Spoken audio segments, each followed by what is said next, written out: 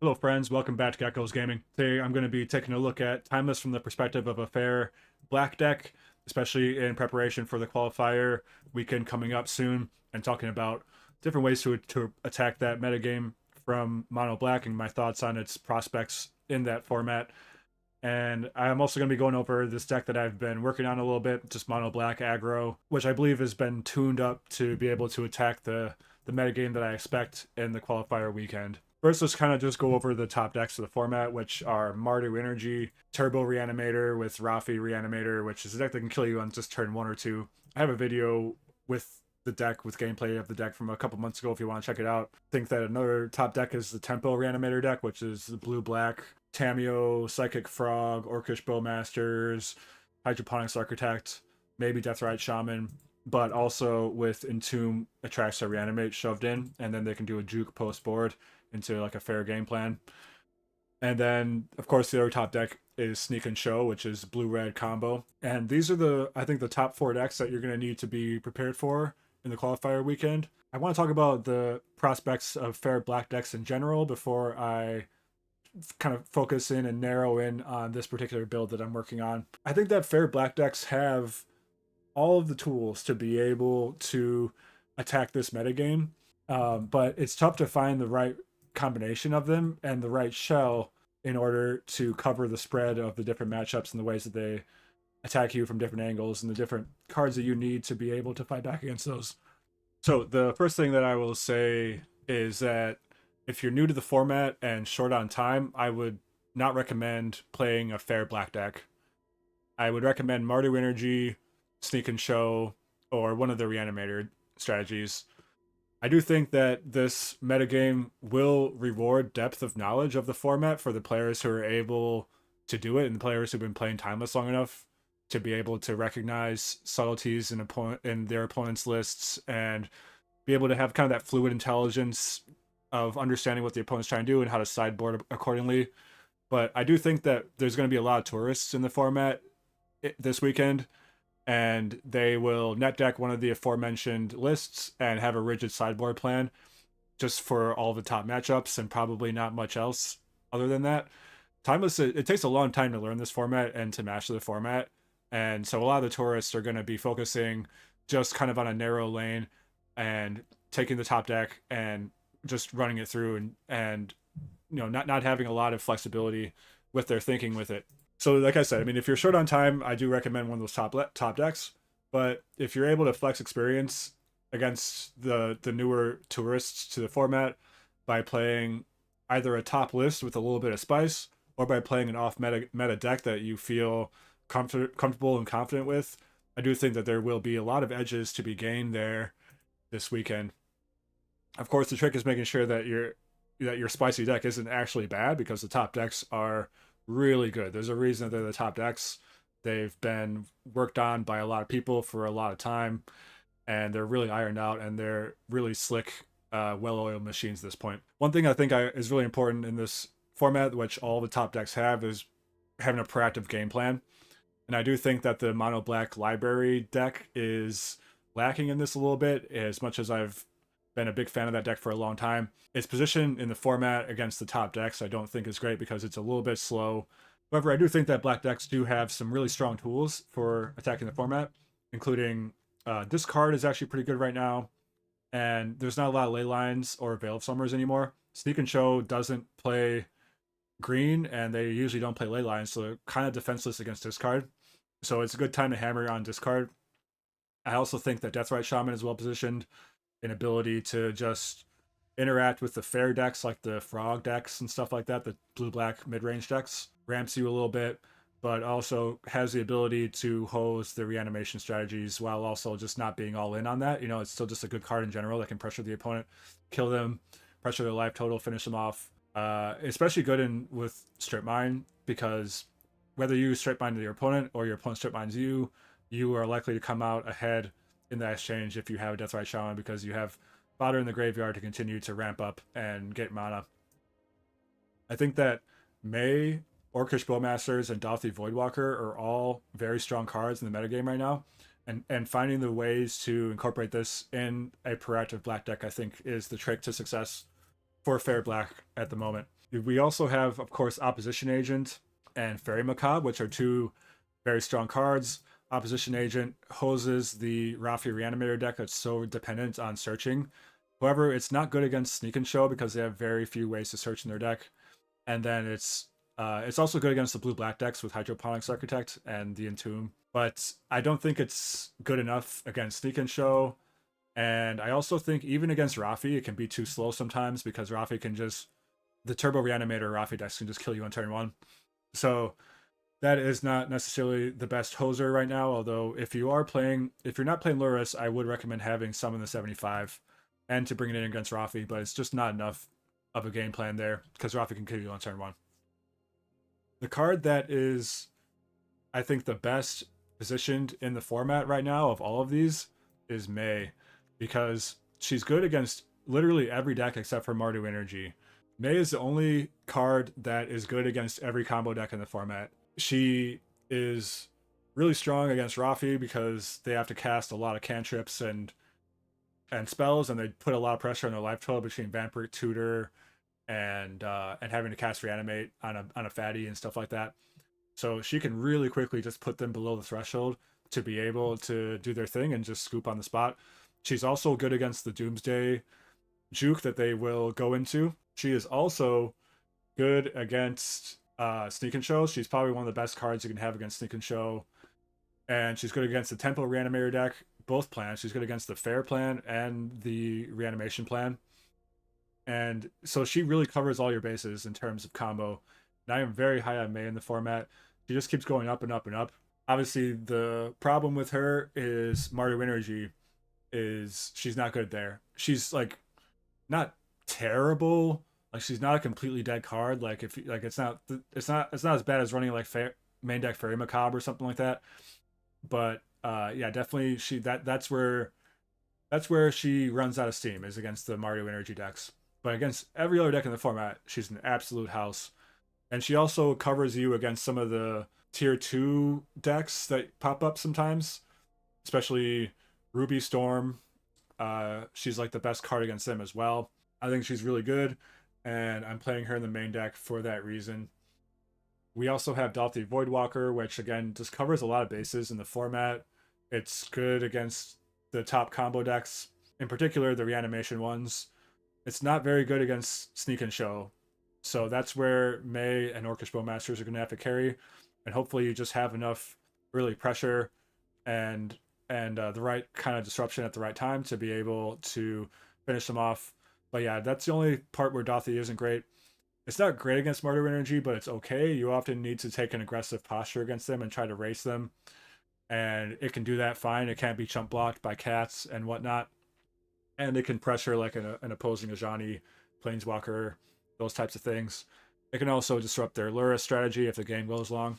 Something else I'm pretty high on is Shield Dread's Edict in the format right now because it answers Rafi and it can answer Emrakul, it can answer Atraxa, and it's also just playable against all of the creature decks too, like Mardu Energy and Blue Black Tempo and stuff like that.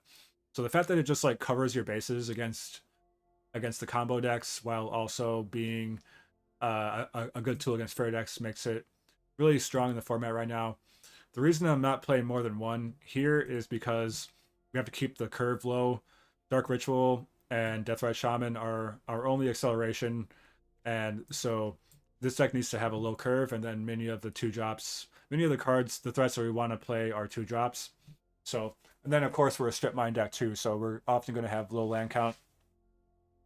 So that's why I'm playing only one. But if you're playing a bigger deck with Ancient Tomb, I think you should be playing 2 to 4 of these because, yeah, like I said, it's just highly flexible. It's really nice and a unique opportunity to be able to run a removal spell that isn't dead against combo, and is actually kind of good against the combo decks. And then to make sure we're pressuring the opponent consistently, we have a suite of 1 mana creatures. And Moonshadow is, not super exciting, but it gets the job done. If you can land it on turn 1, it'll get big fast. It's not a great top deck later, but our plan isn't really to top deck later. We're trying to close the game quickly, so Moonshadow is good for that. I have considered some Death Shadow builds with black and with blue for the dazes, like kind of like the Super Shredder, but with Moonshadow.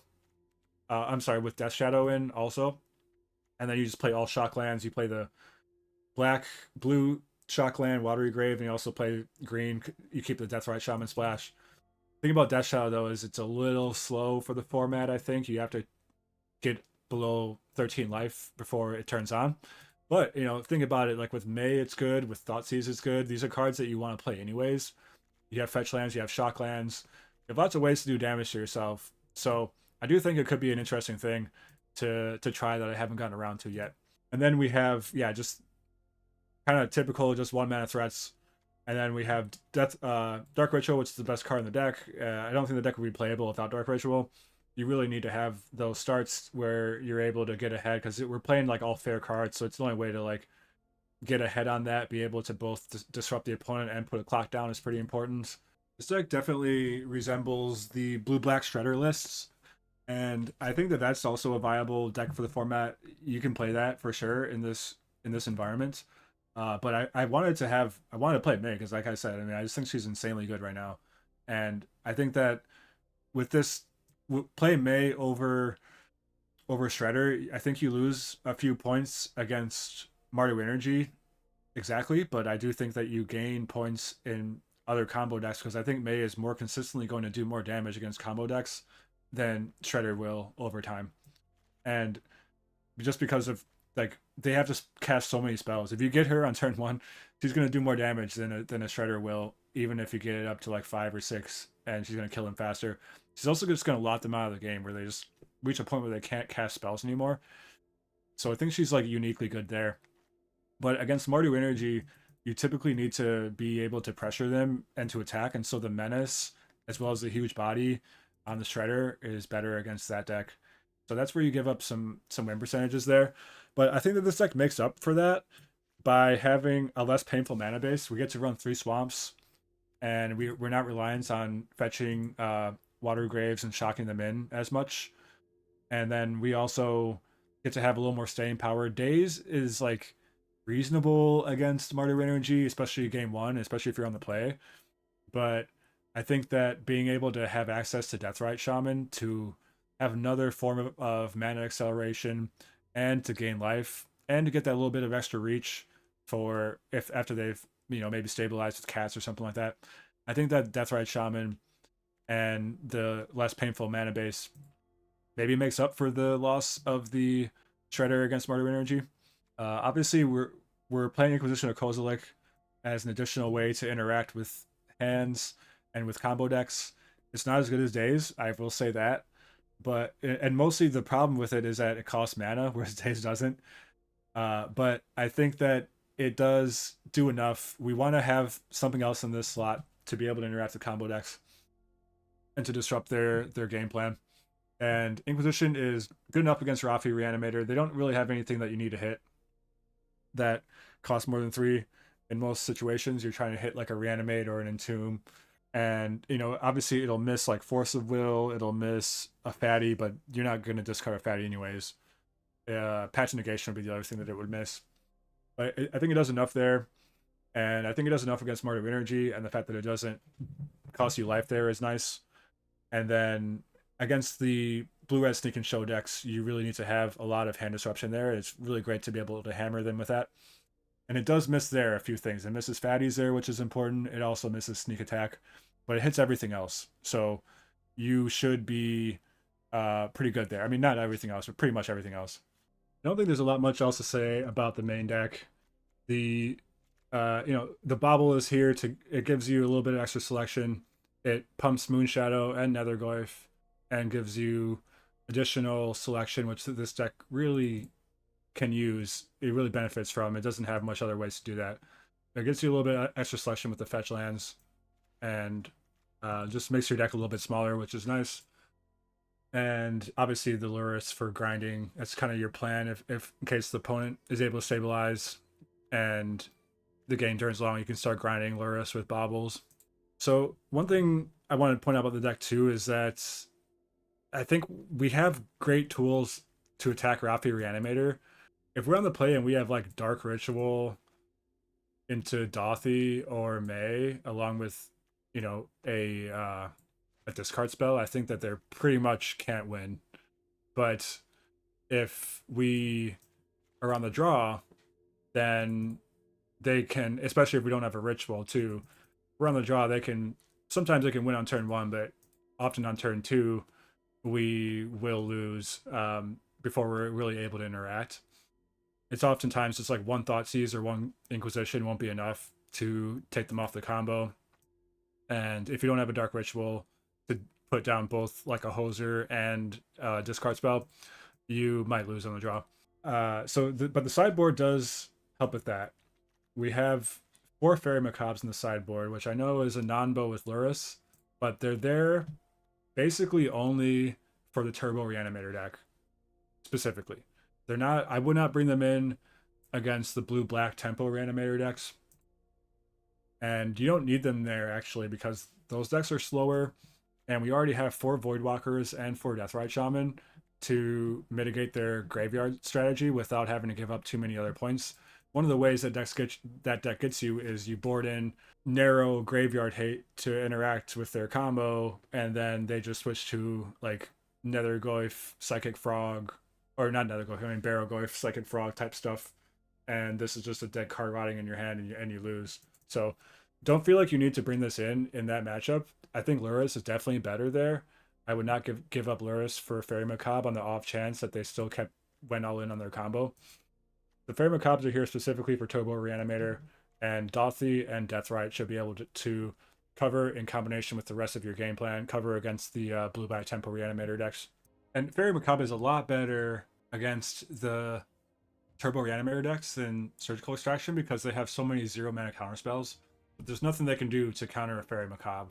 So this really just kind of ends their plan if you have it in hand.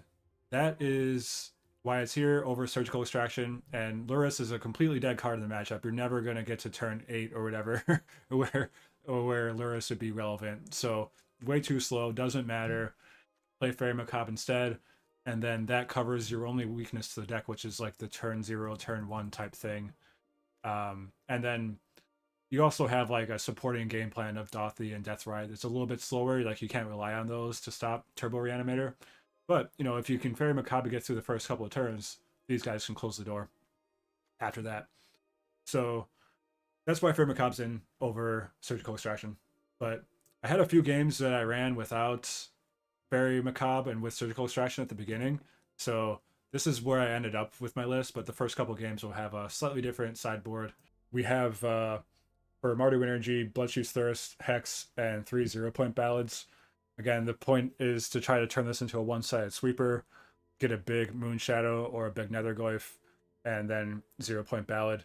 If you've seen some of my previous videos in this type of archetype, you are familiar with this tech at this point, but you can use this as a sweeper for only 2 mana against Mardu Energy, or for 3, you can get basically everything in their deck and hopefully have some of your creatures survive, specifically the Moonshadow or the Nethergoyf. It gets a little bit weaker. Again, this is another thing where the plan gets a little bit weaker against Mardu Energy without the Super Shredder to get big. Because if we have to 0-point for 2, we're taking out, our Dauthis and our Deathrites and the rest of the stuff. But still think that's the best plan we have against them is just like trade removal spells early and then have a sweeper for backup. We have Duress for the combo decks, and in particular for Sneak and Show. As I pointed out earlier, they are soft to discard spells, so you want to load up on discard there. We have 8 discard spells post board against them. And then the Hex and the Bloodshoots Thirst also come in against blue-black Tempo, as well as May, which is, I think I mentioned this earlier, but she's also good, in addition to the combo decks, she's good against the blue-black fair decks because they rely on cantrips to play, and so every time they cantrip, they take in 2. They generally are their life total is pretty tight already, the margins that they're operating on, fetching and shocking a lot, and they tend to try to make that up with the Deathrite Shaman, and then like 1 breeding pool to activate it, but we have 4 strip mines, so we can turn that off, and yeah, we can just really turn the screws on them before they're able to take off and benefit from all the cards that they draw from hydroponics and stuff. They have to spend a removal spell and 2 lives just to take out May, and that's assuming they have the removal spell. If they have to find it with cantrips, then they're going to be in a tough spot. The May's good there. Assassin's Trophy is a catch-all. Just another really great reason to play green over blue here is this, just because our deck is very vulnerable to Chalice of the Void. So if you run into Eldrazi or Big Red, then having an Assassin's Trophy to be able to take out their Chalice of the Void is a big deal. But it's also there for taking out Petrified Hamlet and just attacking the Eldrazi mana base in general, which is pretty vulnerable without the Petrified Hamlet. So you can use this on a Hamlet. They don't run basics usually, and then that unlocks their strip mines to be able to wreck the rest of their mana base and basically just turn their deck off. Macabre I already covered, and Zero Point Ballad I already covered. So yeah, that's the sideboard. That's the deck. I hope this was helpful. It's a little bit of a different type of way to approach the format. I'm not sure if this is like the best deck. Like I wouldn't necessarily just say this is what you should play in the qualifier weekend, but I think that something like this, thinking in this direction, if you are interested in playing something off meta, something the opponent might not expect, and something that plays fair black cards and some of the most powerful hosers in the format right now, I do think this is an interesting space to explore. We're going to hop into some games in just a minute here, but yeah, I would really appreciate it if you liked the video to smash that subscribe button, smash the like button, leave a comment, share the video. These are all things, if you want to support the channel, you can do to help. But yeah, we'll go ahead and hop into some games with this and enjoy. All right, let's see what we got here. What do the cards have for us? We have, yeah, decent hand. I could use one less ritual maybe, or another threat, but we'll see. Maybe we can draw well. Ragavan on the play, turn one, pretty good, pretty good. We can just Dark Ritual and then do all three of these, so I guess that's what we're gonna do.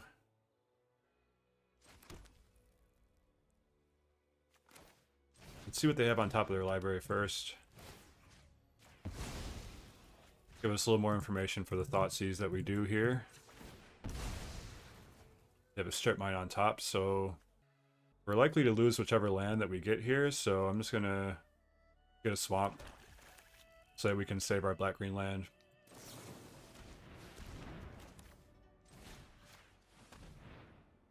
Thoughtseize, they have a Stag Prison and Ocelot Pride. I'll take the Prison. And we have a 4/5 Nether Glyph on turn one, so that should be pretty good.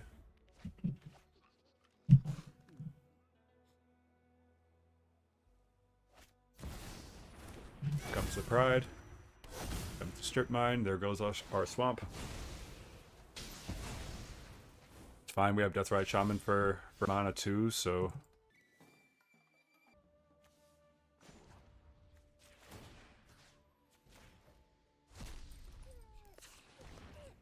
Black will do another ritual. We'll go Moonshadow, Dothy.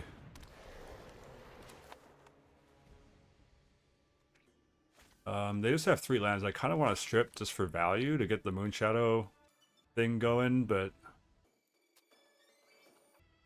yeah, sure. If they do get a 2-drop, it keeps them off of being able to cast that anyways. We'll hold back one more turn on the Nether Glyph. It's our best blocker. It's just kind of holding them back right now.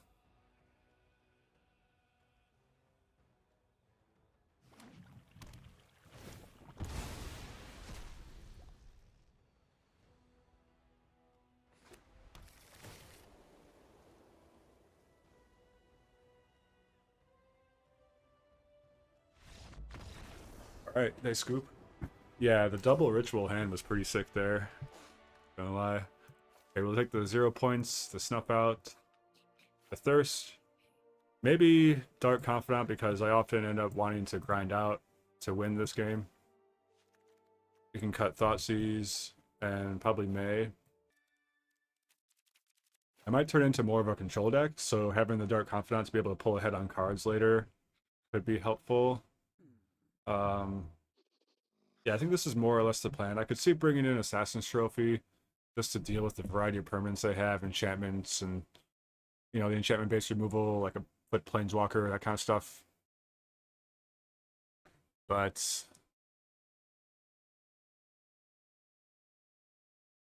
yeah, let's go with this.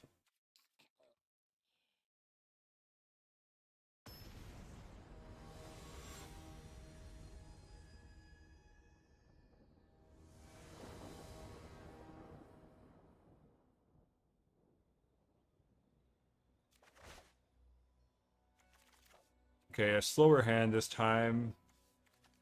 One kept 7 and they're on the play. We don't have any 1 mana removal, and we're on the draw. But I think this is a mulligan. Alright, this is fine. We do have Dark Ritual. I think I'll put back a Strip Mine here. Unlikely to want to use that on the draw here. Mega Band, that's going to make for a nice Bowmaster target for sure.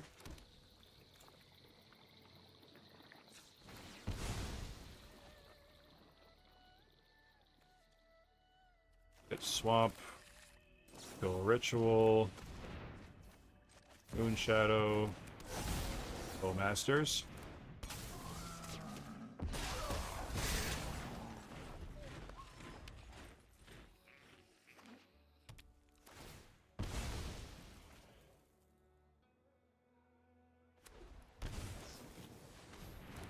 Okay, that's unfortunate. They get to catch our Moon Shadow, and it's a 1/1 still. Good value there.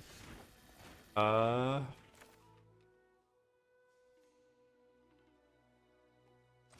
I guess I'll just fetch out the... I'll just get a Swamp for now. We're pretty far away from being in a spot where we're going to use a Deathrite Shaman, so saving the life and then also saving the green source from Strip Mine is... Both of those seem pretty relevant. Or at least more relevant than the potential future Deathrite Shaman. Pending. Strip Mine, there it is. Okay. Glad we played around the Strip Mine.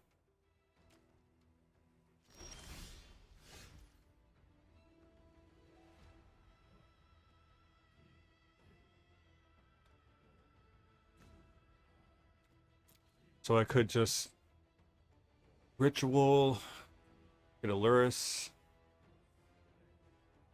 Would I rather take them off of red or black? Probably red because of Amped Raptor. Black takes them off of Juggernaut Peddler, but I thought they even had that against me. So let's just go Ritual, grab Luris, then strip their red source.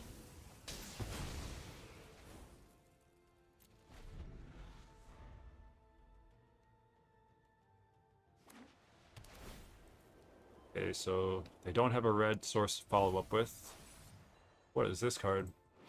Lorehold Charm. Sacrifices a non-token artifact. Turn artifact or creatures get +1 and trample. Okay, it's a little spicy. Bit of a spicy meatball. Oh no, my token's gone forever. Not my 1/1 token.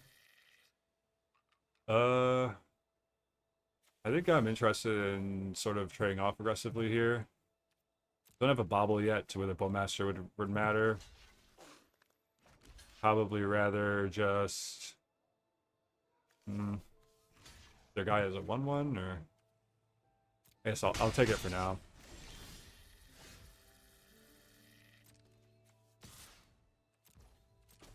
Not that far behind on life total.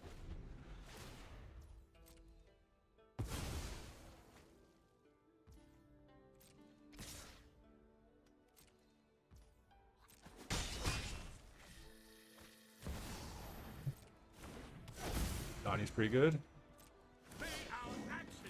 I'm gonna take this out now because if I draw a if I draw a swamp, I'm gonna want to ballot. Okay, I didn't. Yeah, I guess we'll hold back then.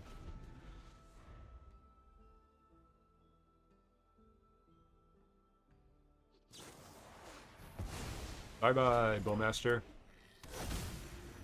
Okay, they got us.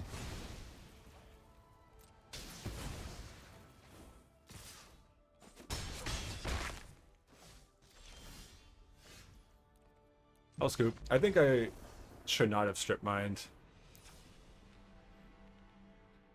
I think that was the crucial mistake. Their deck just plays more lands than ours anyways, so...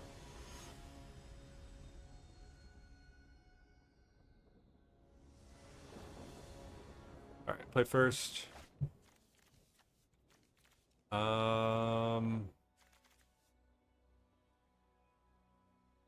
It's a weird hand, but I'll keep it.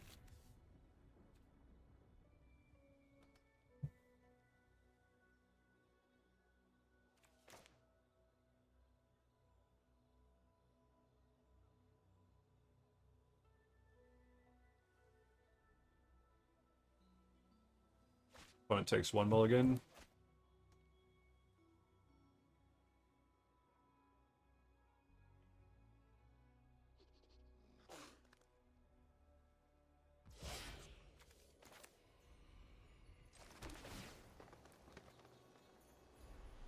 Yeah, I'll take a Deathrite Shaman.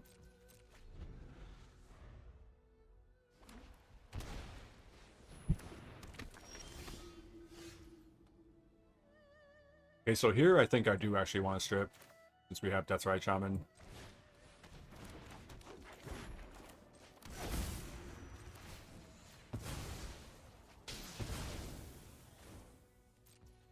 So hopefully we can get ahead on mana.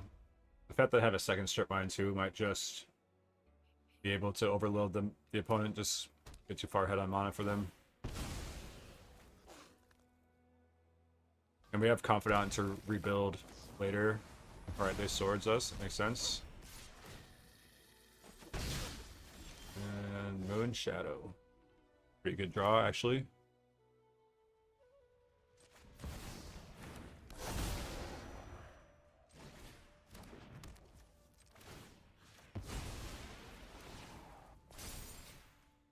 Discharge. Well, unfortunately, discharge is going to get us if they have another red land. But we'll make them have another red land first.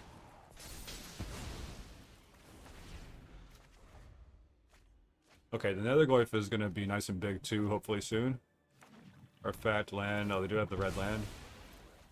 You're going to have to take 3 to use it, but they'll be able to take the Moon Shadow out. Nether Glyph is going to get bigger though with that. And eventually we're going to be able to have a one-sided sweeper just with these high toughness creatures.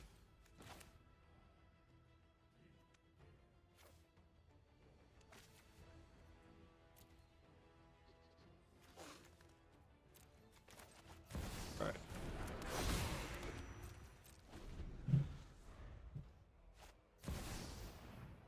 Die Pride, here it goes.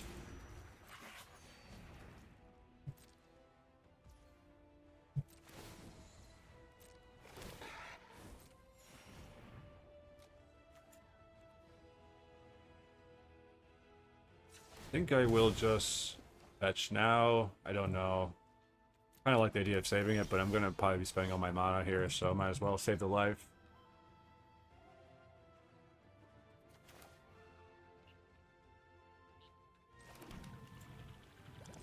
So with the opponent being still at 1 mana, I do think that using the 0-point ballad pretty aggressively here is fine. Don't want them to gain too much of an advantage from having the Guide Pride out for too long, even just based on raw energy and life total. You have an opportunity to close here quickly. All right, now we have Strip Mine, follow up, mess up their Sacred Foundry, and we got him. GG. That was good. I mean, I do think that this is probably the worst matchup for the deck, so that's nice that we were able to pull through there. The plan worked. The 0-point ballad was really good. All right, let's go. What we have here? 3 discard spells against the Lurrus deck. Kind of want to remove them more against them, especially on the draw. This is fine against like blue decks, but against Mardu is probably gonna not do well. I'm gonna give it a try though. If it's a blue-black tempo deck, I think we'll be okay. Won't be like totally destroyed, but we'll see. If they have a 1-drop, that sucks too. Okay, just a Deathrite Shaman. I can deal with that. I can handle a Deathrite Shaman. That's not a problem. And then do I want a Deathrite or Inquisition here?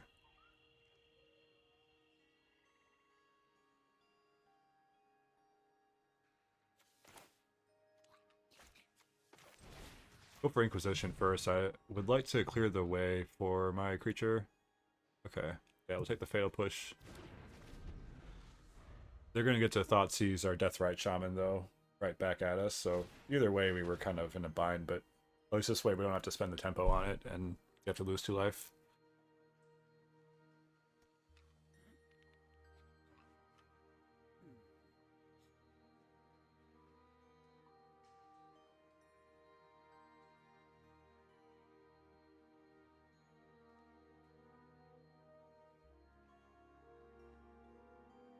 Would be surprised if we don't take Deathrite here.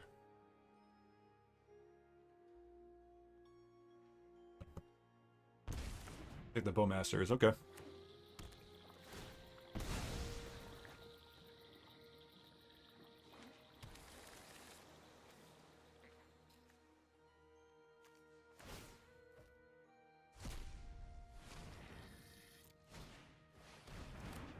Okay. That makes sense why they took the Bowmaster then. Oh, nice top deck there. I don't mind that at all. So...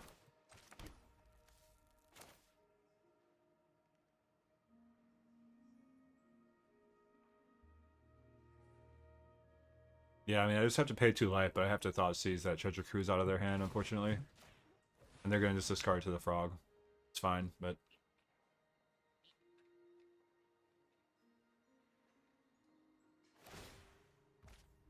yeah.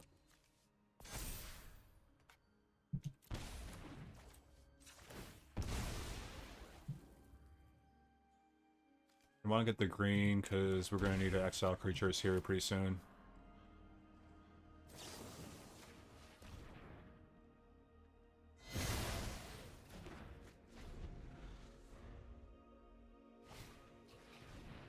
Ponder.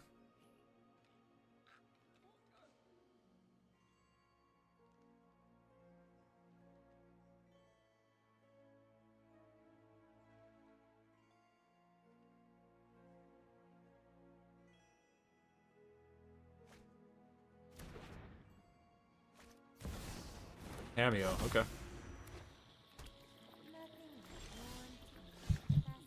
Another Bowmaster.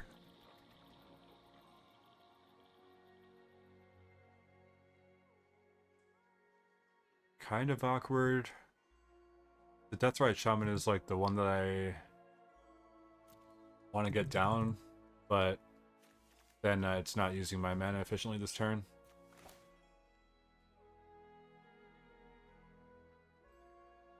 Still think it's probably worth it. It's just the most important card to get down right now, so that we can start using our mana efficiently in future turns.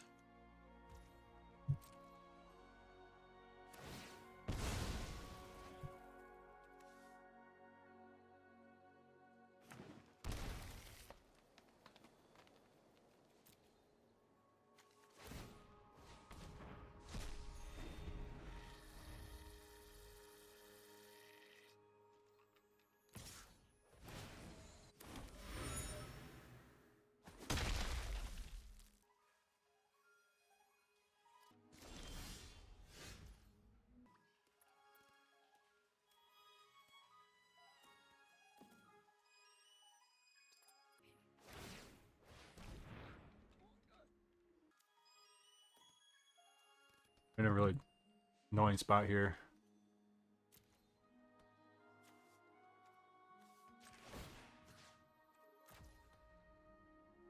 I think I just let him have that and then go for the Psychic Frog at the end of his turn. Or I could do this. Pretty good too.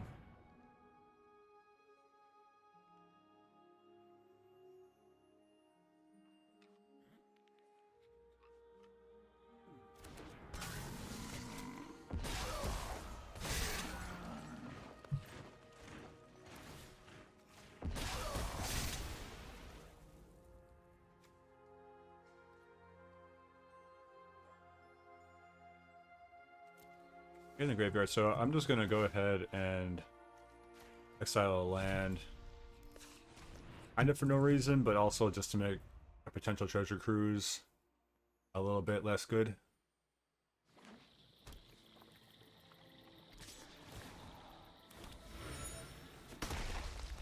I don't have anything else to do here. It could have represented a fatal push, but they're not realistically going to play around that anyways if they are able to flip Cameo.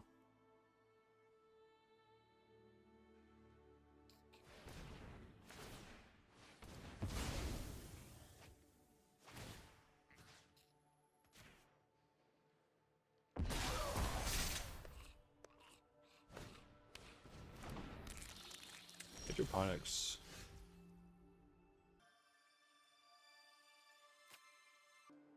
Alright.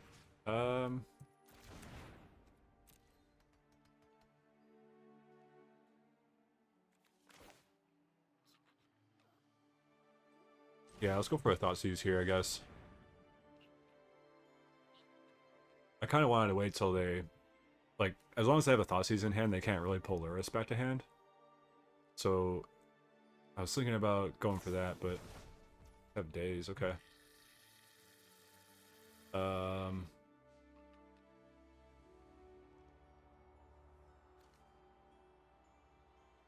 think I'm fine with that. I'm fine with paying 1.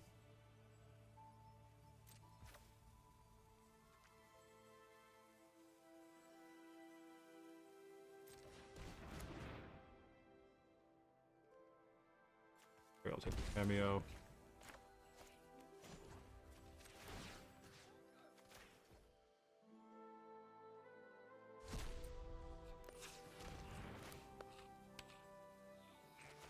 Get the Moon Baby out there.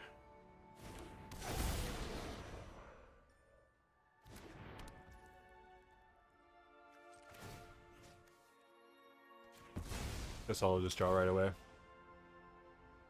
Just play around a Bowmaster. They could rip a Bowmaster off the top.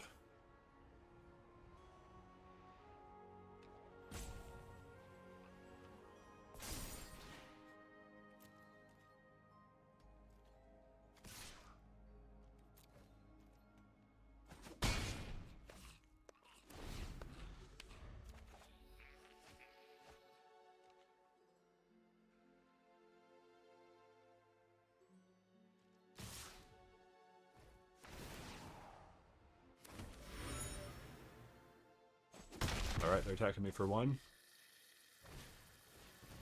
Ponder. Who do I want to shoot here? I think just continuing to go for the face is probably the best bet. I know that they're likely to like go for the Tameo flip, but I think pressuring the life total is good here. Even if Tameo flips, she's gonna start plussing, and so getting the Orc bigger and just kind of putting pressure when I can finish him off with Deathrite and stuff will be good here. I'm okay with flipping Cameo, honestly.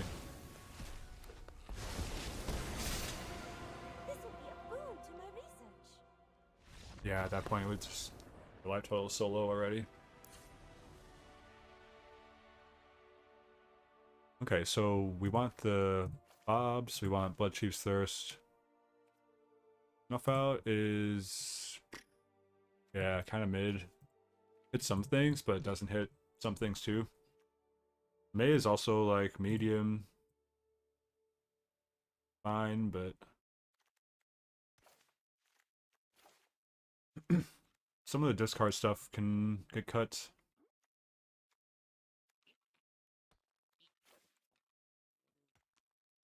The thing about Thoughtseize is obviously you could hit a Treasure Cruise with it, which is pretty good. But other than that, Inquisition's good. But they don't really pressure my life total that much, so I think I'm fine just going for the upside on Thoughtseize.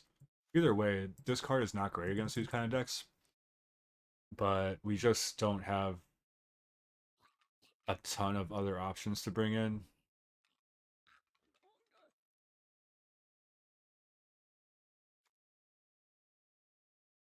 I have a ton of other good stuff to bring in, so I think we'll just go with this.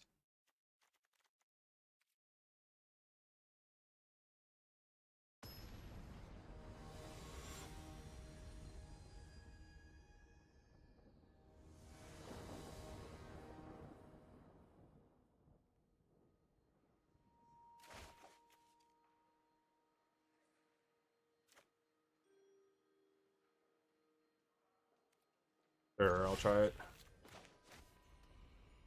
We have the Fatal Push to stop an early guy. Voidwalker is pretty good against them. But it will likely eat a removal spell, like, and trade down on tempo, but it is what it is. Okay, another Fatal Push is great. I think I'm going to hold on to the bottle still for now.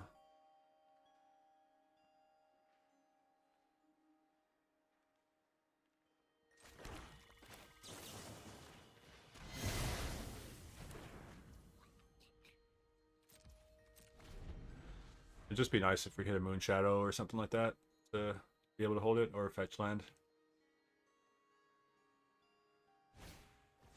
I don't see a ton of advantage to playing it out right now. Okay, well there goes the Dolphy most likely. I guess I could take a push too, but yeah.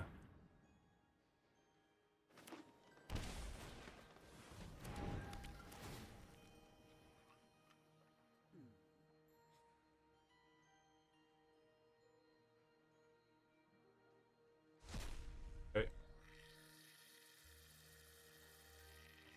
End turn? I mean, it's okay against me, I guess.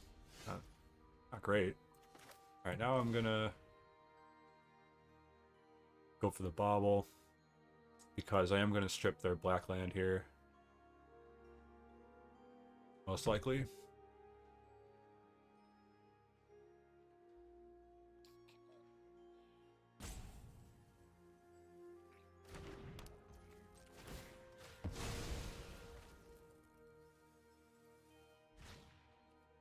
Okay, maybe not. Maybe not.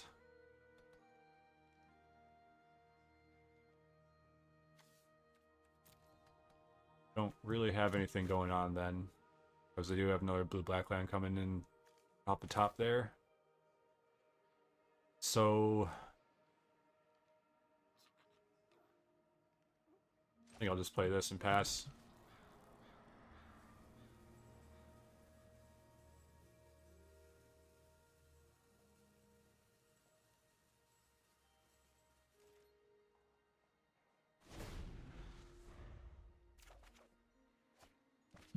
Other land.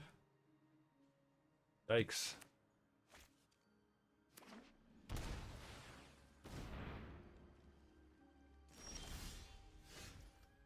Okay. That plays. That plays. A little bit of action.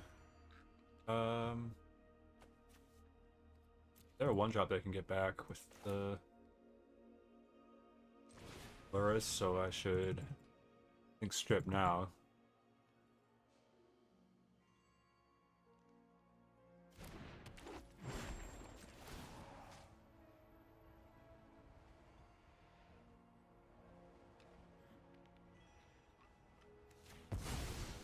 Hit the black. It does require double black for Luris.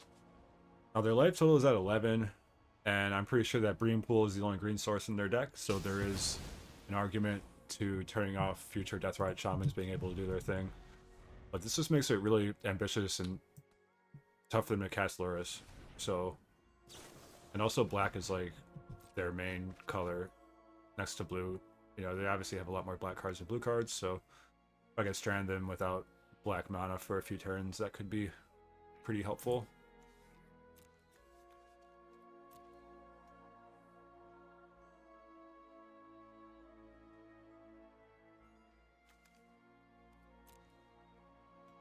But now I have time also to clear their Deathrite Shaman from the graveyard before Luris comes down. Provided they didn't hit a Fatal Push just now. Looks like they did. Fair enough.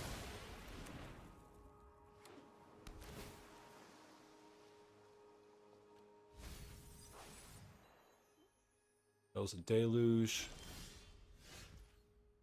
Okay, I like Moon Shadow here. That's not bad.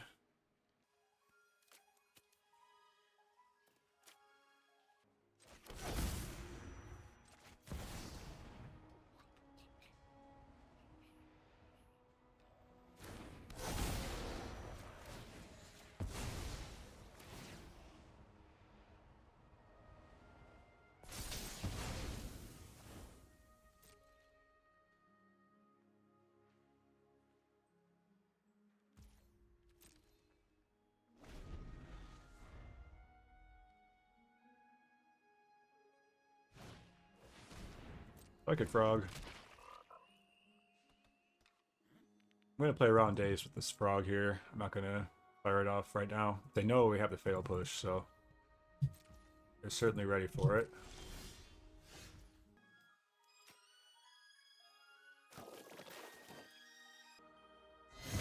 They would have had to have Force of Will there. They do not.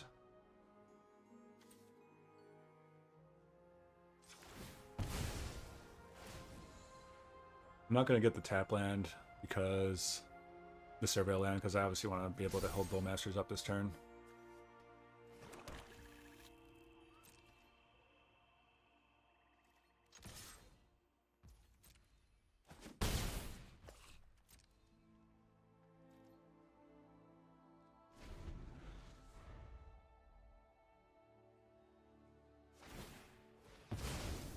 Opponent is cycling the Soul Guide. Oh, I should have played the Bowmaster. No.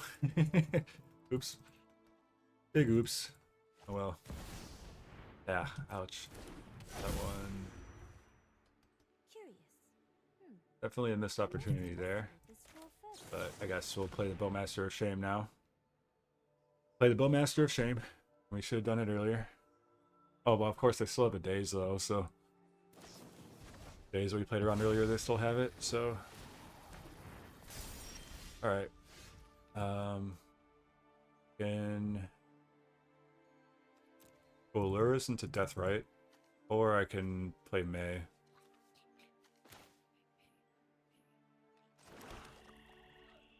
I can't lure us now, obviously, it's still in exile. Alright, in that case I'm going to play May. Their life total is getting pretty low. They look like they're going to want to cast some non-creature spells next turn. They have to shock in the breeding pool if they want to have 2 mana, so their life total is getting pretty thin.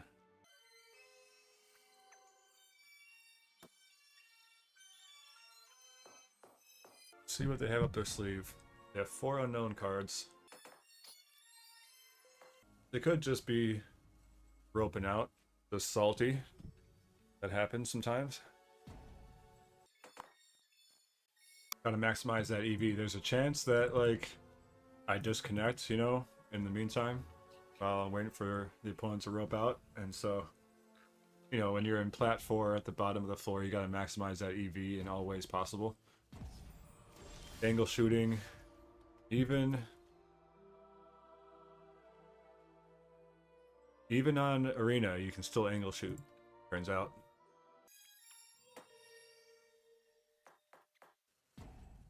GG. Okay, so this hand I think is pretty good. No Dark Ritual, but hopefully their opponent's not on a combo plan. Opponent fetches Watery Grave into Hydro. Okay. So I'm just going to go ahead and lead with a Fatal Push on the Hydroponics. And save the Bauble for Moon Shadow. Next turn I'll probably go Thoughtseize plus either Deathrite or Moon Shadow, not sure yet. Maybe I don't even want to Thoughtseize here yet.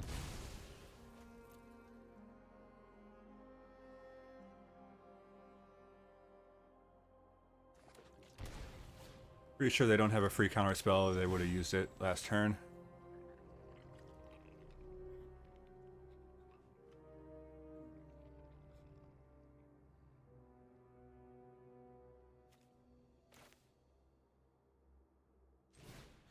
Yeah, let's Thoughtseize here, try to check for a removal spell. They did have it, so that's good. Good that we checked. I think I'm gonna start Moon Shadowing here just to try to run them over before they're able to get out of this. Okay, they drew a Brainstorm. That's insane. A really good draw.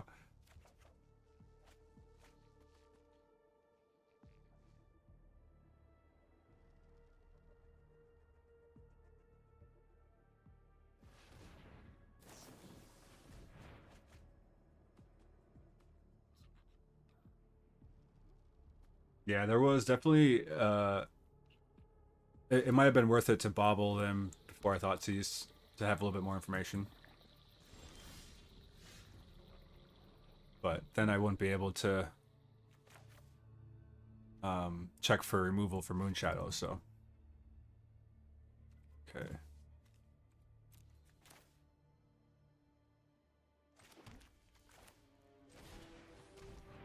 Here, the Dauthi Voidwalker and the Bowmasters are both pretty tempting.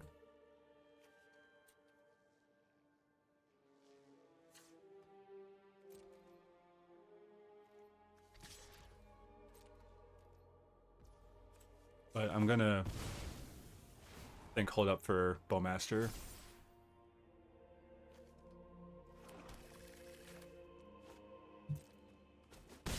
Um,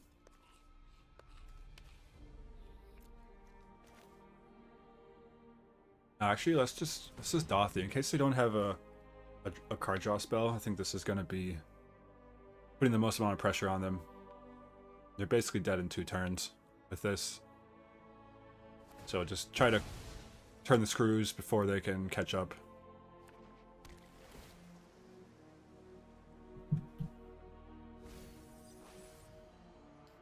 Rather than playing Bowmasters, it's a bit more reactive, and if they don't have a card draw spell, then it gets bricked by the Deathrite Shamans, so... Alright, well they had Daze. I suppose that was a reason to cast it before I attacked with the Shaman, but...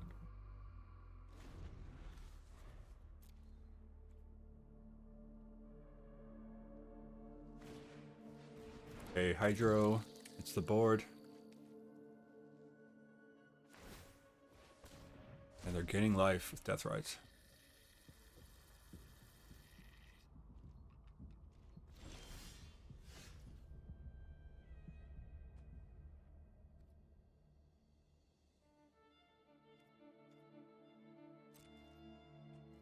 Alright, let's get in. I should have stripped mine first.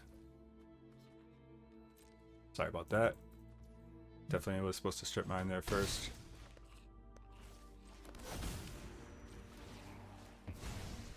A little rusty, you can tell I haven't been playing the most Timeless lately. Playing lots of other formats instead, actually.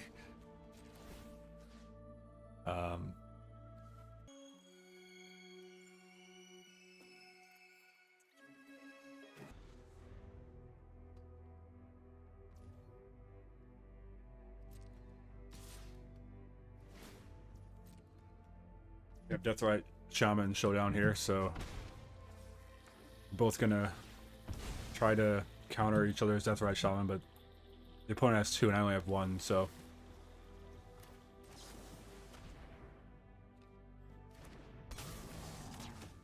Did I just go for the headshot here? I think I do.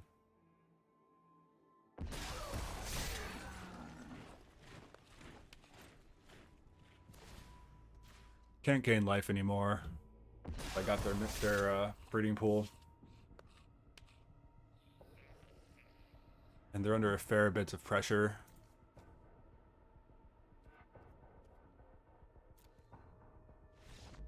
Okay, GG.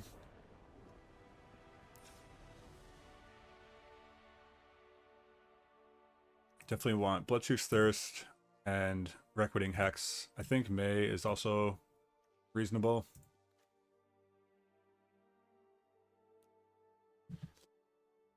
For cuts, I could see cutting Edict on the draw, especially. I think Thoughtseize and Inquisition are both pretty mid. Inquisition, well, the life that I saved by keeping Inquisition in over Thoughtseize isn't really that good. Because they don't pressure my life total that much, and because I want to be able to rip a treasure cruise if I need to. I guess Force of Will too, although they probably won't have Force of Will in against me. Being a fair deck here, Force of Will is usually only good against like combo decks and stuff like that. Well, I guess there's some nuance to unpack with that statement that I'm not going to get into right now, but generally, Force of Will doesn't come in against these types of decks. But May, I think, is gonna be. I think May's pretty good against these decks. They don't. They struggle with managing their life total, and they need to cantrip to find their cards. So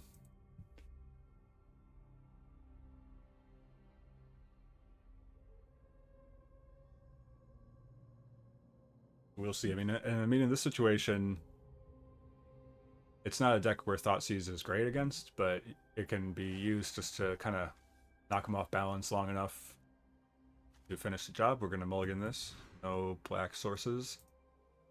Yeah, this is a keep. Probably put back Nethergoyf because I have a Deathrite Shaman and my opponent likely has Deathrite Shamans too. They're gonna be working on the graveyard. No removal spell, unfortunately, in my hand.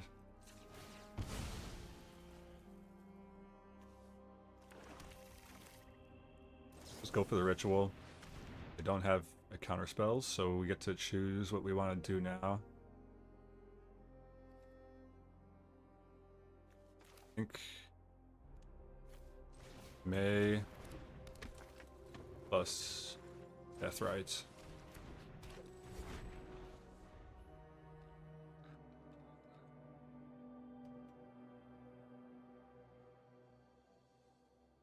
You're gonna have to probably burn a removal spell on May to get her out of the way right away.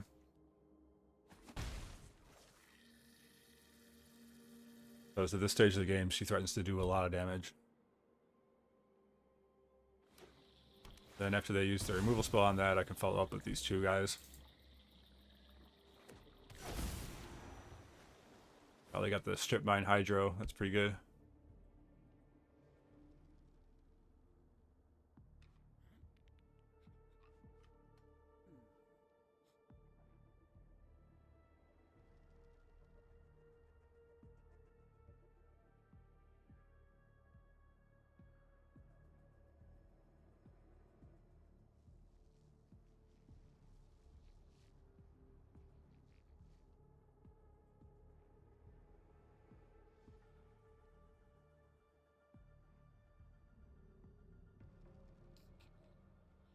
One is really reading my creatures.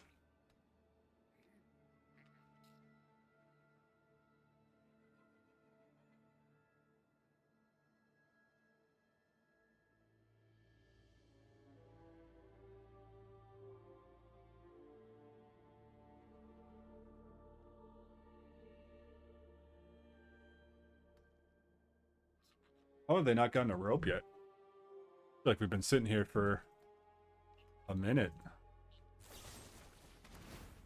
Okay, there it goes. So they're gonna go for the land denial plan here. And let May live. Not sure if that's a wise decision, but we'll find out.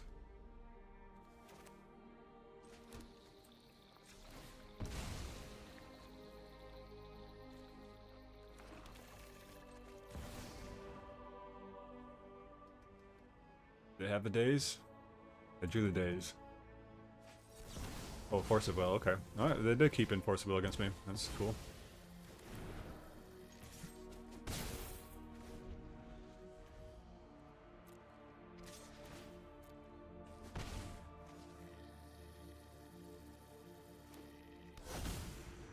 Another strip.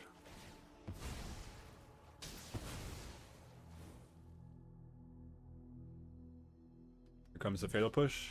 No, unable to scream, okay.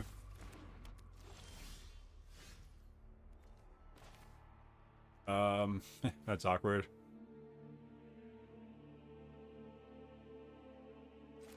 Well, I guess I'll just fire this off. It's not a good plan since they're going to be drawing a lot more than I am. But hopefully this will buy us a little bit of time. No such luck.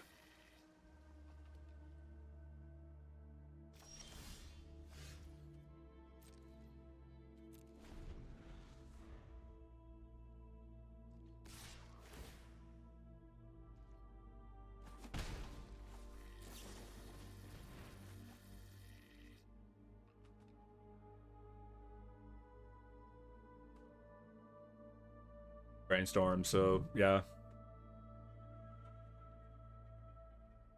Well, I probably did make the right call going after my lands, considering their hand, how that all played out.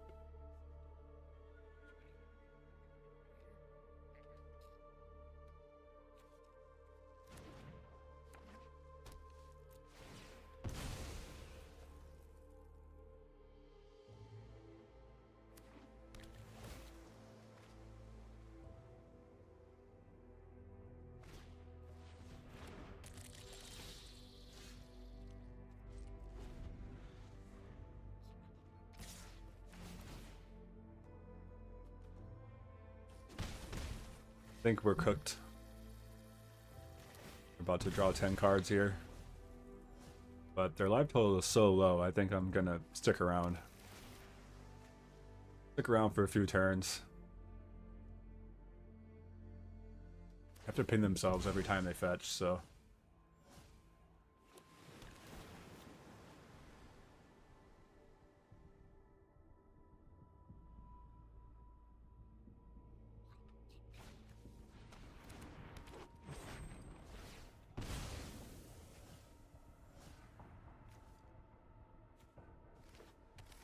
No. Okay.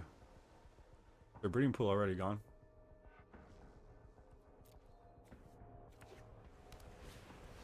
Oh, there's the second frog. Okay, I can scoop to that. I can scoop to that. GG.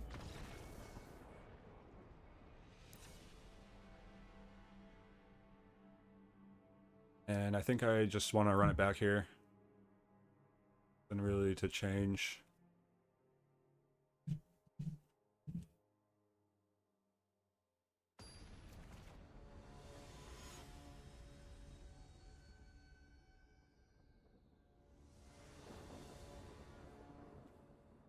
Okay, first.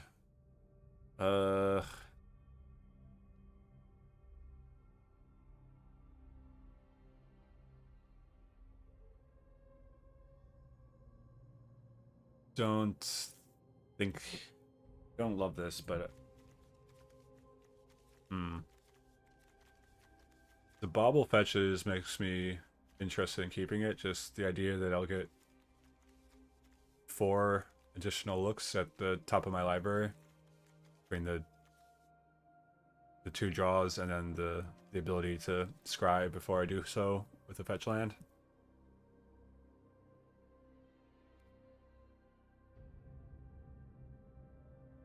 I'll try it. Not what we want to be doing on the play, though.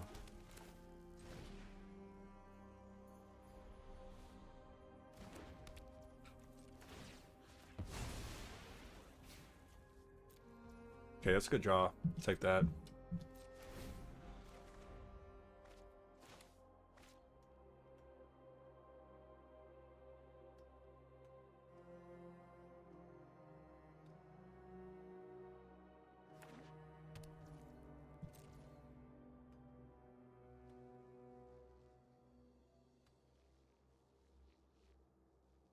I'd like to find another threat or another removal spell, so I'm gonna fetch and surveil.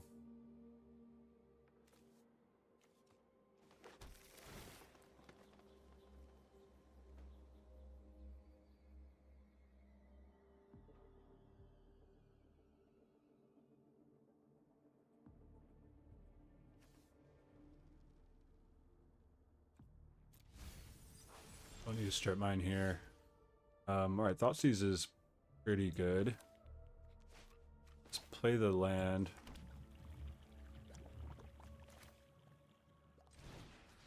Thoughtseize, and then we can clear the way for a ritual. They have Reanimate, Daze, Fatal Push, and Force of Will. I think the only thing I'm really concerned about is Fatal Push.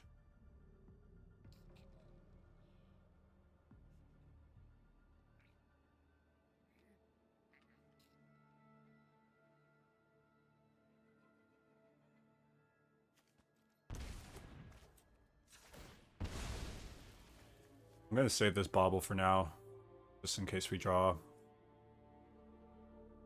Moon Shadow.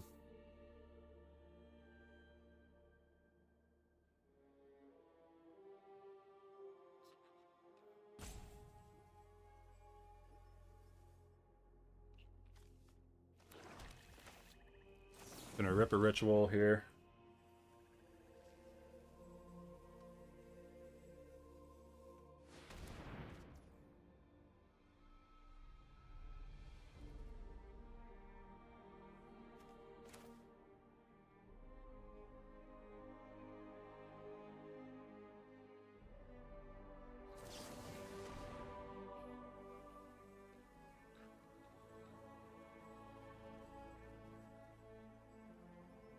Imagine they force this and then try to reanimate it. Gonna be their plan. That allows us to resolve the Deathrite Shaman.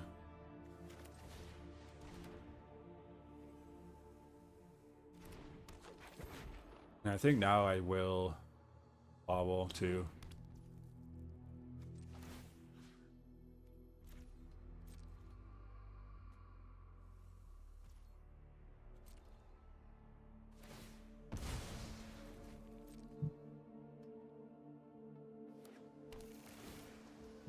They say sewers, so they surveil.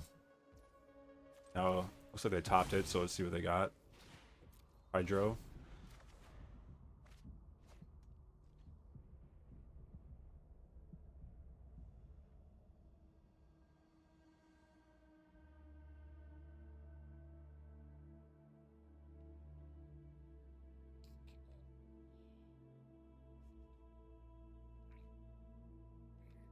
Obviously, they're going to reanimate my Bowmaster and cast Hydroponics, right? It's pretty much the only line.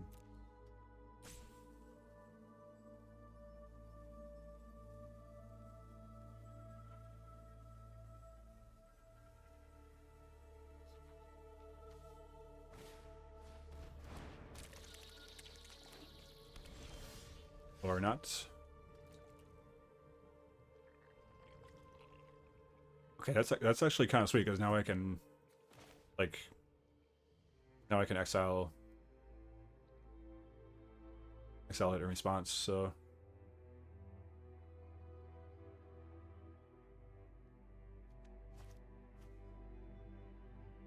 I kind of have to choose between exiling or double spelling this turn.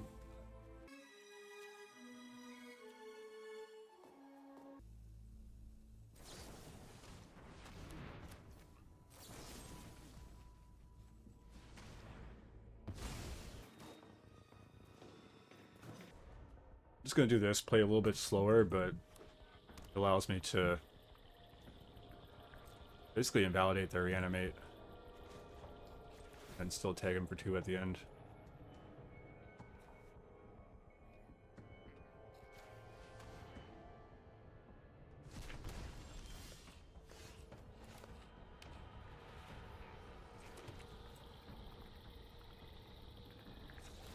So I need the green mana for excelling with Deathrite Shaman, so I need to go ahead and fetch a different thing here, and then it's gonna pass again. We have a clock on them now.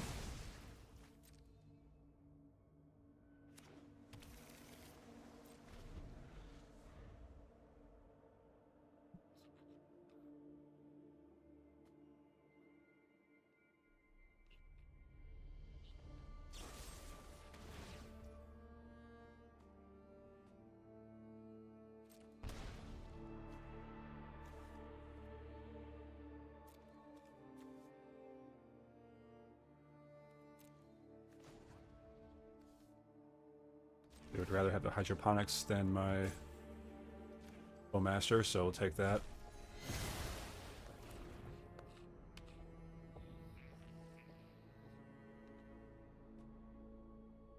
Bowmaster can't even block the May, it's basically just doesn't do that much here at all.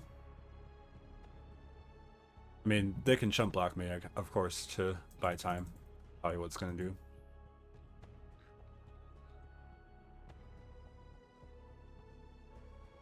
Oh, I guess I can take my Deathrite Shaman. Yeah, that makes more sense.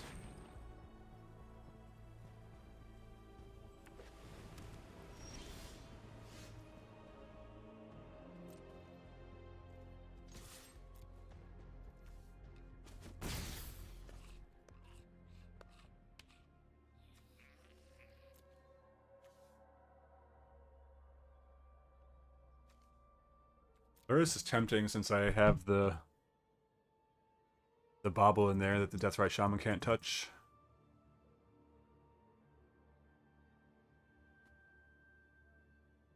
It also makes it so Deathrite Shaman has to tap to. Well, yeah, but I need more mana for it though. Just go with Moon Shadow, keep the pressure on.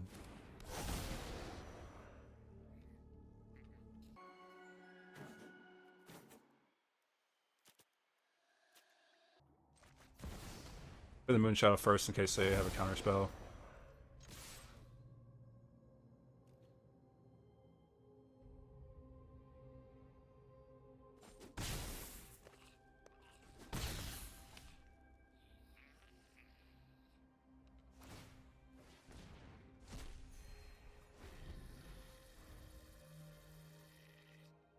The life total is low. They're out of creatures to exile to gain life back.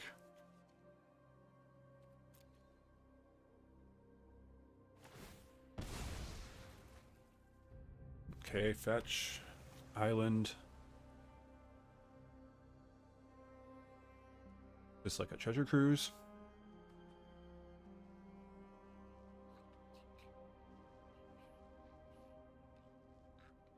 Looks like a treasure cruise.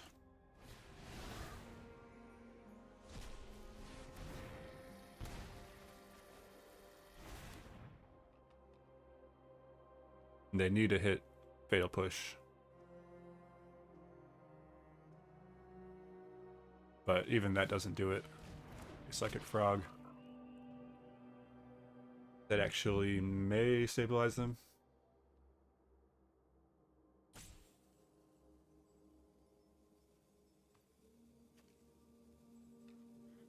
Depends on what I draw here. Fatal Push, perfect.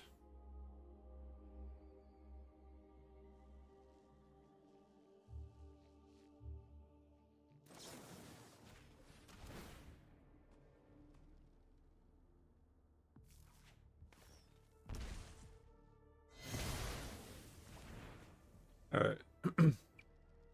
So yeah, let's go ahead and attack. Why are they taking so long to do nothing? Okay, GG. Alright friends, thanks for watching. Pretty sweet games. I like the deck, and it is just an idea of some different ways to try to build mono black in the current metagame. I think there's a lot of different ways to do it.